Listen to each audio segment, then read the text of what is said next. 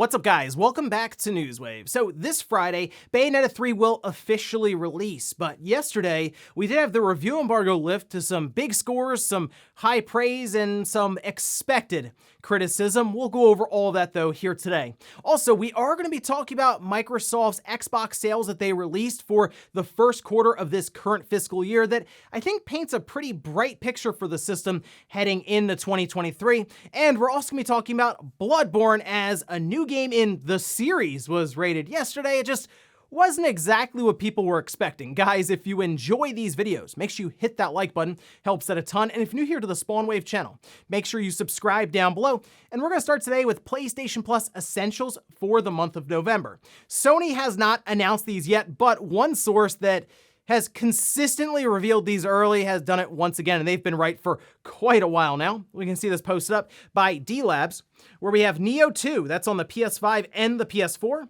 We have Lego Harry Potter Collection on the PS4. That's definitely a good game if you're looking to play with a younger gamer, like a younger brother or sister, or maybe you have kids, as obviously it leans into it with kind of the co-op and the simpler nature and gameplay, and of course lining up with the Harry Potter series. And then we have Heavenly Bodies on the PS5 and the PS4. Unfortunately, don't have a lot of experience with that game, Heavenly Bodies, but Nioh 2 is an awesome game to check out if you have not, especially maybe you're somebody who tried out Elden Ring as your first Souls games, you're looking to expand your horizons. Nioh 2, I believe, is a good one to go to there. I mean, at the very least, it being added into PlayStation Plus and maybe you're a subscriber, you may as well go in, as you should with a lot of these subscription services that you already pay for, and at least just add the game to your library, but definitely check out Nioh 2, it's a good one. Also, we had talked about some teasing that was going on ahead of that Age of Empires presentation, specifically with the possibility of a port to the Xbox. It does look like that is indeed happening. We can see this posted up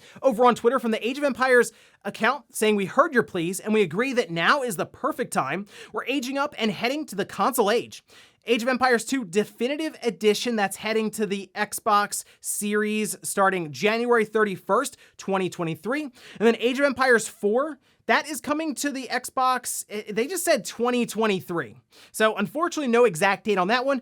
It's also coming to xCloud. So you'll be able to play these through the cloud, which is also really cool. Now, there will be full crossplay enabled for PC and Xbox, and they will have keyboard and mouse support on the Xbox, which is good because I am curious how that's going to map up to the controller. They can make it work because we've had RTS games, obviously, on controllers before, even dating back to the Nintendo 64 that I remember with Command & Conquer. And we've had like Halo Wars and stuff, but Age of Empires, I typically think of mouse and keyboard on PC. But it's good to see this game going to the Xbox and through cloud gaming, more people getting a chance to try out what's a storied franchise and a really good game. Age of Empires 4 has reviewed well, and there are a lot of fans for it. So good to see that heading to the Xbox next year. Oh, and we also had a bit of news for the PlayStation 2, specifically the manuals for the PS2 library, which, I mean, there's thousands of games in that library, and now it looks like every manual has been scanned and uploaded, so you can check out whatever you want. And this is, you can see this posted up over on archive.org. I will leave a link to this down below in the sources, because this is awesome stuff. This is Kirkland's manual labor. It's for the PS2 4K version. What we have here are scans of every single manual for the PlayStation 2. Think about any of the games you may have purchased back then. You have a nice little manual on the side, which is a lost art form now, by the way. You buy a game now and you open it up and there's just a blank spot there. Back then, we had manuals, all right? So in this case, you can pick out any game and Evan can check one out here at random. We'll see what he comes up with, but you can kind of just scroll through them. And I guess you could technically print out whatever one you want and just kind of leaf through them like we did back in the day before we basically just scrolled our cell phones all day. And guys, with some of the quick news out of the way, let's get into the bigger stuff. Let's start right away with Bayonetta 3, as reviews are now live. And they were coming in pretty quick, but I had the Metacritic prediction that we made on the Spawncast. I said a 91, and it comes in at a 90 immediately. And I thought, all right, here we go. 91, I'm gonna be right on the money with this. Unfortunately, it kind of went the opposite direction, fell to an 88, and now we can see over on Metacritic, currently sitting at an 89. So it has been fluctuating slightly. I don't know if it's gonna run all the way up to 91, as there's already 70 critic reviews at the time of this recording. kind of thinking it could move to 90, but I mean, I guess 89 could be where it just sits going forward, which is a very good score. But I will point out, this is technically the lowest scoring Bayonetta when it comes to first-time releases, not like re-releases or anything like that. So we have Bayonetta 3 at 89, Bayonetta at 90, and then Bayonetta 2 at a 91, which is interesting because when you look through some of the reviews, there are many that are saying this is the best Bayonetta ever made, and then they give it like a full point lower than any of the other Bayonettas. So interesting stuff, but as we've mentioned previously, the review scale shifts and changes as expectations do with gaming. So something that comes out, say, 8 years ago, doesn't necessarily get that same score now. But nonetheless, we can see the split here, 68 positive, 2 mixed. And there's a lot of 90s, 95, 100s. If you go all the way down to the bottom, I think the lowest score was a 70 from Gfinity. So the positives clearly would be gameplay, and that is what a lot of things were being pointed out here, and that's mostly what Bayonetta is known for overall. It is the combat and the feeling of just being in control and doing a lot of awesome stuff. So that seems to be top-notch here and the best we've ever seen in a Bayonetta game, according to a lot of these reviews. And the other thing is, yes, it is more over the top than we've ever seen, which is, it's kind of hard to think about that when Bayonetta 2 was absolutely off-the-wall ridiculous at times. Apparently this takes it to the next level. So that's exciting stuff there. I'm really looking forward to that. And one part that seems to be coming up as a bit of an issue, and it's what I was expecting, is the performance. Yeah, unfortunately, there does appear to be environments that are kind of bland. The game's a bit flat, even compared to Bayonetta 2, and it does have frame dips. It sounds like Digital Foundry will have a video up showcasing this a bit further, but it was being alluded to even on Twitter, I believe by John Linneman, that, yeah, there are some issues here with the game when it comes to the overall feel. Could be frame pacing, could just be the frame rate dipping into the low 40s, even 30s. At times. But overall, visually speaking, people seem to really enjoy some of the style of the game, and it looks to me like this is going to be a game that will be contentious with the fan base, as something else that was pointed out that people were kind of arguing and disagreeing with were plot points and twists that happen in this game.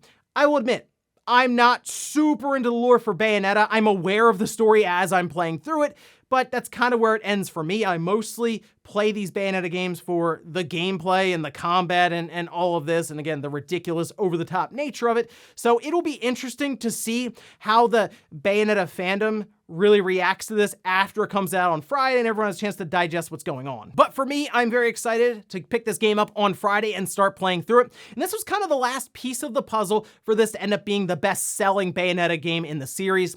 The bar is already pretty low for it. Like, if it sells 2 million copies, congratulations, this is like the best-selling Bayonetta game ever at that point. But with the exposure the game's had, and now the high review scores and the praise and all this, I think this could definitely be something that maybe sneaks across that 3 million mark. It'll be interesting to follow here after the game releases over the weekend and we get our initial sales reports. But yeah, things are looking good for Bayonetta 3 heading into its release. Next up, let's talk about Microsoft and the Xbox sales for Q1 of this current fiscal year. That covers July, August, and September. Microsoft doesn't really give us hard numbers for Xbox or really anything in the gaming division. Mostly they like to talk about growth overall, or decline. In this case though, it seems like, I think anyway, Microsoft is setting themselves up for a really good 2023 and beyond, as, let's face it, you look around, nothing really massive or really at all has come out from Microsoft's first party for 2022, especially after we saw Starfield and Redfall get pushed into 2023. Let's head over here to The Verge though, where they say Xbox is up this quarter. Hardware revenue increased by 13% alongside a 3% dip in Xbox content and services revenue. So hardware being up 13% from last year, not surprising, mostly because the supply chain and the chip shortage kind of getting figured out right now. Like, we're gonna go into next year and I believe we'll be mostly past a lot of the shortages that we've seen over the last couple of years. And this, I think, is just a product of that, more Xboxes becoming available. They did mention that 3% dip in Xbox content and services was offset by growth in Xbox Game Pass subscriptions. Unfortunately, they weren't prepared to give us a number as to how many Game Pass subscriptions they have. We're still kind of operating under that 25 million number that they gave us at the beginning of this year. So we're still kind of just hanging out waiting for them to give us the next update on maybe a big milestone or something that they reached there. Now, one thing that was pointed out that was kind of interesting has to do with the Xbox Series S, as Satya Nadella did answer some questions with investors, and even a few things like nearly half of the Xbox Series S buyers are new to our ecosystem, which, I mean, it makes a lot of sense for that Xbox Series S to exist as an entry point. It's $300, and it's a way to also get people into Game Pass because there's no disc drive on it, so you're immediately going to that digital store and, oh, look, there's the Game Pass subscription model that, for a lot of people, is a great way to experience a lot of different games. And this is one of the reasons I think Microsoft will continue to push that price lower if they can, and yeah, probably at some point introduce that streaming box or that streaming stick that'll mostly just be for cloud gaming, but at an even more reduced price than that $300. Now, Satya Nadella also mentioned PC Game Pass subscriptions, saying that it's increased 159% year over year, and that 20 million people have streamed games on xCloud Gaming, which is up from 10 million earlier this year. And it's pointed out by The Verge that Fortnite edition probably helped a lot. If you're not aware, I mean, Fortnite was just added to cloud streaming through Microsoft and their Xbox Cloud, xCloud stuff, and that certainly spiked the entirety of the user base. And it wouldn't shock me if it was the biggest driving force as to how they are now at 20 million people having streamed games over xCloud. 159% year-over-year increase for PC Game Pass is also pretty impressive. I mean, Game Pass or that Xbox app is pre-installed with your PC now, basically with the latest Windows. So it's not too surprising that they would get more people to sign up, but nonetheless, they're figuring out ways to monetize the PC market through gaming, which is something they haven't been able to do as much considering they can't get them to sign up for Xbox Live and charge them for playing online. In all things considered, this was a pretty good report. They remained flat year over year despite not really releasing anything this year from their first party. I mean, if they had Starfield or if they had Redfall and this is what happened, I'd be like, ooh, that's probably not great. But the fact that they didn't have really anything and they've been able to at least tread water and in some cases build on their Game Pass subscriptions is pretty good. So that's one of the biggest things. Looking into 2023 with a lot of these releases happening, I mean, we just talked about Age of Empires, but Starfield will come out at some point, we think. Redfall should be coming out. We had another trailer for that recently, so it seems like they are definitely moving towards an earlier 2023 release. Forza, and then you start thinking about Fable, Perfect Dark, and all those other studios, not to mention the possibility of this Activision Blizzard deal wrapping up, and then, oh look, Call of Duty and all these Activision and Blizzard games start going in. It's definitely a bright future for Microsoft and Xbox heading into 2023, because when those studios really get rolling along and releasing games, Game Pass has nowhere to go but up. Next up, let's talk about Bloodborne, because we had an interesting rating that popped up yesterday, a bit of a false alarm, but let's take a look at this here. That's right, Bloodborne Mobile. I guess Bloodborne's now a series, as there's a mobile game coming out. The classification date was October 23rd, so just a couple of days ago. And after I looked down the list here for the publisher and production company, it's Rock Great Games. Never heard of them, and there's probably a reason for that, because Wario64, I guess, went looking for this game, and yeah, that's probably not a legit mobile game for Bloodborne. I assume this is just a way to get you to install the application. I mean, even the game itself mentioned that it's developed exclusively for the PlayStation 4. I feel like they just kind of grabbed that description from Google and copy and pasted it. So yeah, I would not recommend installing this on your phone, but it definitely was an out of left field thing where people were really confused. Like, what? they're really gonna do Bloodborne Mobile. We've been asking for a PS5 patch or a PS5 remaster or re-release, something, and it shows up with Bloodborne Mobile. That might have been the end of it for Jim Ryan at that point. They might have kicked him out the next day or something, but no, it looks like that's just a fake game that's been uploaded to try to get you, I guess, to install, and it says in-app purchases. I'm not really sure what it is, and I'm not interested in finding out myself on my phone. And in our last bit of news, let's talk about the UK sales charts as we saw the debut for a couple of different titles here. Let's take a look at the top 10 with FIFA 23. Not surprising that's still number one. FIFA is very popular in the UK every year when it releases. But right below that at number 2, Gotham Knights, which the game is gonna sell regardless because it is technically a game in the Batman universe, and I'm sure there's a big marketing push for this title. It just wasn't a very good game. I'm still playing it, and it's rough. I'll say that, just trying to slog my way through it. And then Mario plus Rabbids Sparks of Hope, a good game.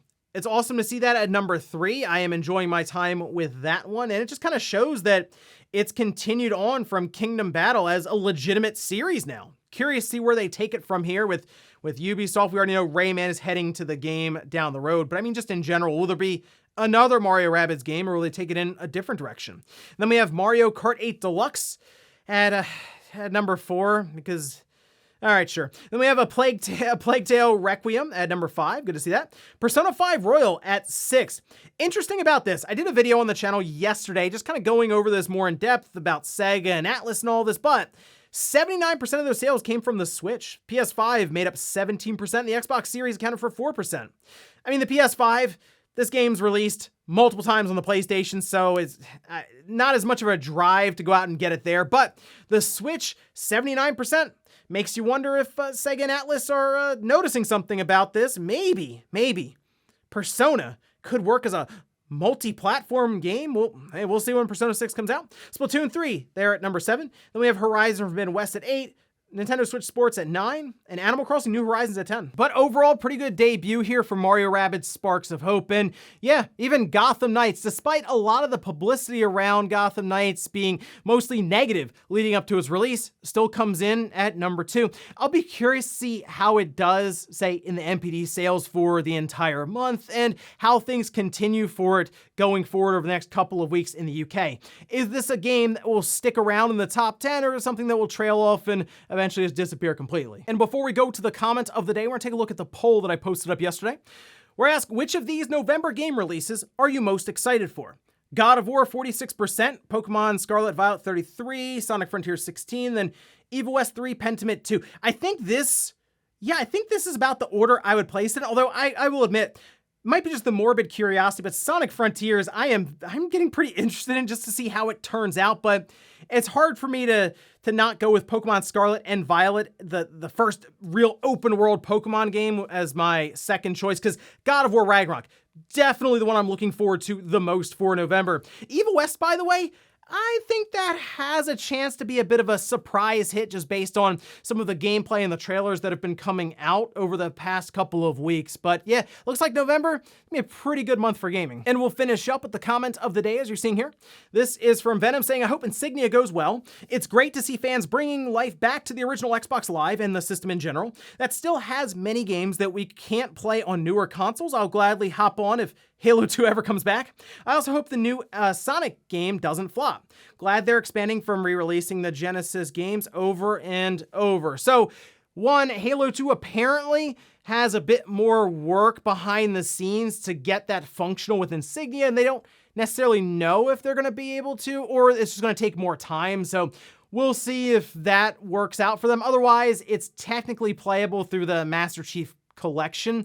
As for Sonic, to be honest, the interesting thing about Sonic is, even if the game isn't good and everyone kind of makes fun of it, Sonic still sells well enough for Sega. They said that the sales performance for Sonic Forces, again, a game that everyone kind of made fun of, were strong. They said strong. There was strong performance for sales with Sonic Forces. So I think regardless, Sonic Frontiers will do well enough for them, but if it actually reviews decent, and when I say decent, I mean mid-70s, which step up from Sonic Forces, yeah, then that could actually go on and be a big time seller for them, especially with a lot of momentum from the movies. And ladies and gentlemen, that's gonna do it here for Newswave. If you enjoyed this video, guys, hit that like button. If not, hit the dislike. Leave comments down below about everything we talked about here. Today was Bayonetta 3 with the reviews going live. Are you picking up this game on Friday? And then also, what about Microsoft and their latest Xbox sales that were mostly flat without any big releases? Do you think Microsoft is setting themselves up nicely for 2023 to be a big year for the console and then